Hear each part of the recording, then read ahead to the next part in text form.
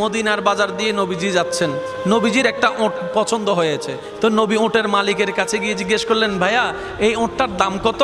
ওই দামাদামি হলো, নবী সে দামে কিনতে রাজি হলেন, কিন্তু নবীর কাছে তখন অর্থ ছিল না। তখন নবীজি ওনাকে বললেন, আপনি আমাকে ওঁটটা দেন, আমি এখনই গিয়ে আপনার সেই প্রাপ্যটা পাঠিয়ে দিচ্ছি। ওঁটের মালিক ওনাকে ওঁটটা দিয়ে দিলেন। আশেপাশে যারা ওঁটের মালিক ছিল সবাই জিজ্ঞেস করতেছে, এই পাগলা, তুমি কি যাকে ওঁট দিয়েছো তাকে চিনো?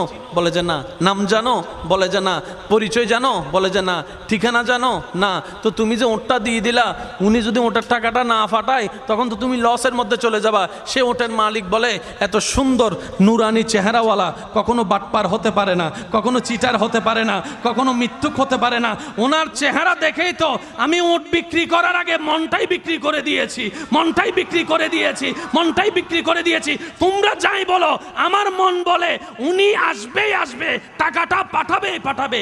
এই কথা বলতে না বলতে কিছুক্ষণ পরে নবীজির একজন সাহাবা এসে বলছেন, একটু আগে একজনে ওঁট নিয়ে গিয়েছেন কাছ থেকে, ওঁটের মালিকটাকে একটু দেখতে চাই। উনি বলে যে আমার থেকে।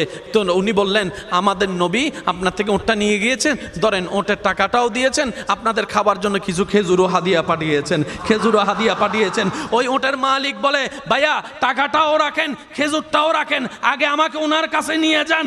আমি ওঁট বিক্রি করি নাই, আমার দিলটাই বিক্রি করে দিয়েছি। ওনার চেহারা মোবারক দেখে আমার মনটাই পাল্টাই গিয়েছে, আমি কালিমা পড়ে মুসলমান হয়ে যেতে রাজি আছি। সুবহান। जिसका कोई सानी नहीं वो नबी हमारा है, मुस्तफा की अजमत का हद ही ना किनारा है। आशिक बोले लम याति नजीरु कफी नजरिन मिसले तुना शुद्ध पैदा जाना। চিৎকার দিয়ে বলেন না সুবহান। ওই নবীটা কাদের নবী? হয় নাই, সবার আওয়াজ বলেন, ওই নবীটা কাদের নবী? আমাদের কি ভাগ্য সেই নবীর উম্মত হতে পেরেছে। আর একটু জোরে। প্রত্যেকটা বান্দাকে আল্লাহ জীবনে একবার সুযোগ দেয়, সে যে ধর্মেরই হোক একবার সুযোগ আল্লাহ দিবেই দিবে, কিন্তু সুযোগটা কখন আসবে আল্লাহ জানায় না। তো সেজন্য ওয়াকুনু মা সাদিকিনের আয়াত আমল করতে হয়। আর একটু জোরে বলি না সুবহানাল্লাহ।